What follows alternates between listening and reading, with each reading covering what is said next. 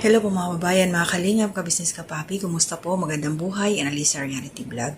Quick update lang po ako ngayon.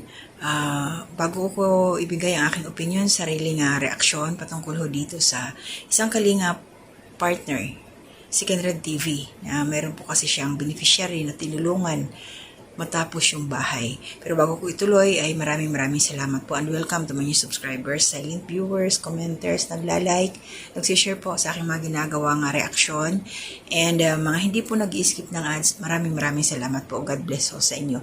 Bahala na si Lord magbalik sa inyo ng blessing na siksik, liglig at umaapaw.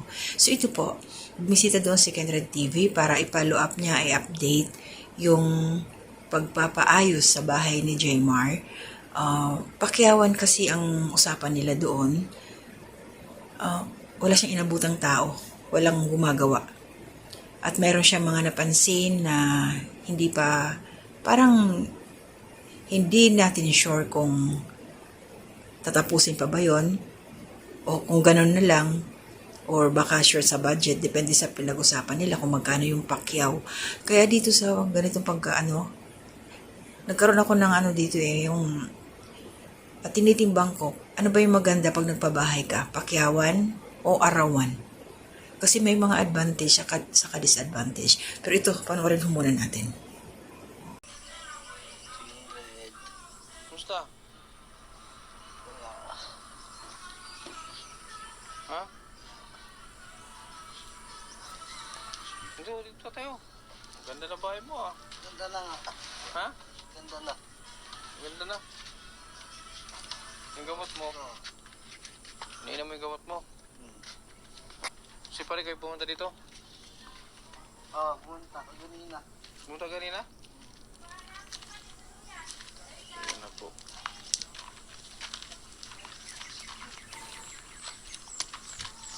Ano na. Sige mo po.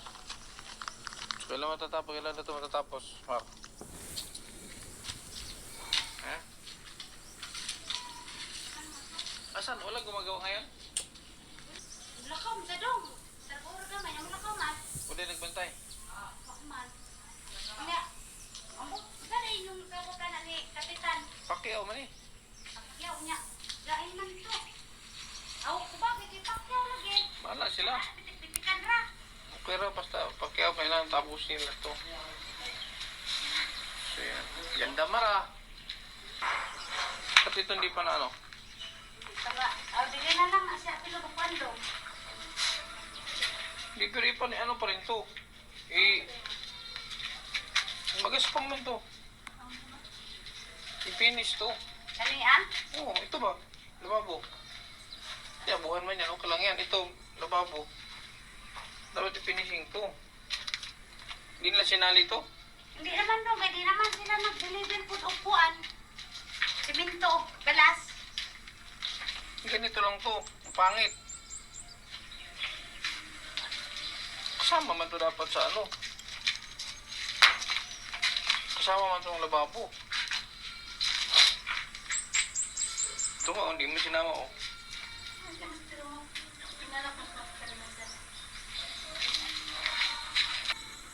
Yung CR ni sinali. Hindi na yan. Wala na, sali kong kwan. Ang pangit man tingnan to na nakadugtong. Walang ganito. Huwag ka na pumasok dong, kaya wala na yung beauty ha. Kaya ang tubig na mo, baguran ng awa. Ito te. Yan, bakit hindi sinali? Asan? Yan, Okay. Hindi na sinali nila. kasali yan. Kasali yan. Buong ano yun eh. Tinago lang. Kaya ang sabi ni Kapitan, yung naharap lang daw. Kasali yan. Hindi kong harap. Dito lang sana. Ayun. Kasali dapat yan. Parang ang taas ng ano nila. Kaasan ano?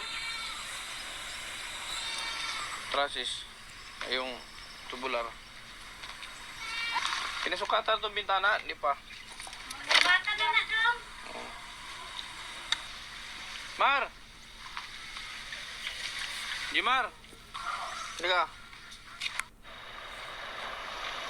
Sabi nga ni Kapitan, mga 5 araw daw, matapos na to. Pagtapos anak 5 araw doon. Wala namang gumagawa. May gumagawa. Nag-ingon galito kung pagumangod, pwede gali daw siya. Siya na lang eh. Okay, so yun mga kalingap. Napalitadahan na, ano ba yung nilagay doon? Skim coat ba yun? Puti. Ikot yung bahay nila, ni Jmar. Pero wala pa yung mga bintana. Pag ikot ni Kenred doon sa likod, napansin niya yung, meron pa yung sa likod ng padre sa may CR, hindi siya napalitadahan. At the same time, nakita rin niya yung lababo, hindi nakinis. Pati yung sa CR nga. Naitanong niya doon yung sa bintana kung nasukatan na, okay na daw nasukatan na. Wala pang bubong at mayroon nang inilagay na bakal. So, ang dito, wala, missing. Ang mga karpintero, nasaan sila?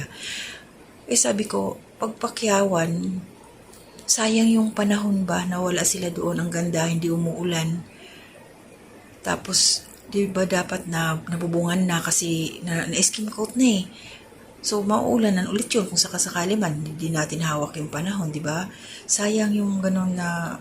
Ako nanghihinayang talaga yung oras na lumalakad. Kasi nabanggit nga doon nung nag-usap siguro sila, sabi 5 araw lang daw matatapos na. Baka nag-extend na kung ilang araw na. At hindi rin natin alam kung ano yung reason. Baka mamaya walang materyales. Or hindi rin natin alam kung bayad na ba yun. Yung kanilang napag-usapan sa amount para pakyawin ang trabaho. So, maraming mga pwedeng dahilan. Kaya lang talaga, yun yung sinasabi ko. Pag ako nagpagawa siguro ng bahay, mas pipiliin ko yung arawan at babantayan talaga. Hanggat maaari, walang masasayang na panahon, na oras, kung trabaho talaga. Katulad yan, nakatiwang bahay yan eh. Pero at least, ayan, nakikita na natin yung itsura niya. Malaki siya. Malaki yung kwarto ni Jmar. Nasa bandang harapan daw yun.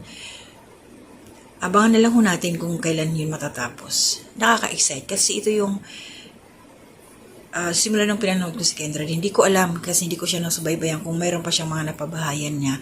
Pero sa time na to, dito sa kanyang mga beneficiary na tinutulungan na may mga problema sa pag-iisip, mga non-depressed, ito si Jmar ngayon ang kanyang tinulungan para maayos na ang bahay. Kasi dati wala nga, tinira nila nang hindi pa tapos. Walang makapapansin niya, wala pang mga poste yung iba, mga ganon. Pero ngayon, okay na. So, salamat kay Kenred TV at saka sa mga sponsors niya. At supportahan pa ho natin. Panoorin ho ninyo. Puntahan niyo po yung video ni Kenred TV kasi nakita ko nasa 17,000 pa lang ho yung nag-views sa kanya. Importante po, supportahan natin kasi para mas, marami pa siyang matulungan. Kasi alam po si Pare Koy, parang nagagawaan din niya ng kwarto. So, yung magagawa ho natin na tulong, yun nga, suporta, share natin yung video ni Kenred TV, huwag tayo mag-skip ng ads. Hindi man tayo makabigay ng financial. Alam ko pare-parehas yung mga karamihan sa atin talaga, sapat lang ang kung ano ang meron. Pero meron din naman yung iba na may mga sobra. Pero yung katulad natin, alam naman kung ano ang ating mga kayanan, yun lang. Huwag po tayo mag-skip ng ads at i-share na lang ho natin yung mga video para marami hong makapanood. Isang paraan yun para makatulong ho tayo sa katulad nila na tumutulong sa mga beneficiaries na para mabahayan. So yun lang po yung sa akin. Maraming salamat po at shout out po sa inyong lahat na laging nariyan nakasuporta sa atin. Sa akin at good morning po kay Nanay Solidad, Ate Ems, Ate Marilyn, Corsa Emiliano Ralph, Walls Tradition, sa aking pinsan, sa aking pamilya, good morning. Mga kasama pong mga reactors sa Kalingap, sa Karepa, shoutout sa inyo. Support natin sila Kuya Bal Santos Matubang, Ate Edna Vlogs, Kalingap Rab, Jack Tapia Matubang, Ka-Business Official, Papa Dins TV, Mrs. KB Official, Ka-Business Family Channel, at ang mga kagwang syempre. So, kita-kits po ulit tayo. Bukas, i-upload ko na lang to. Sana supportahan ninyo. Huwag po sana kayo mag-skip ng ads. Yan. Maraming salamat. Ingat po. Yung mga hindi ko na-mention, nandito kayo sa puso ko. Ingat po. To God be the glory.